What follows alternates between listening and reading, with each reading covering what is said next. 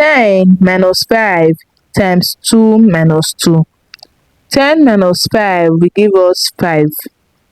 Then 5 times 2 minus 2. 5 times 2 is 10. Then 10 minus 2 will give us 8.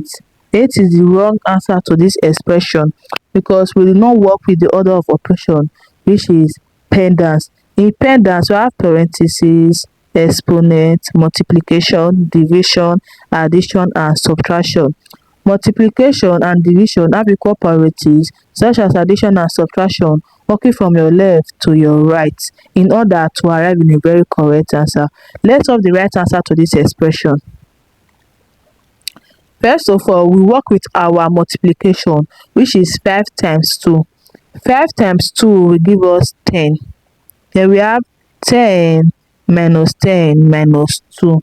Then we move from our left to our right.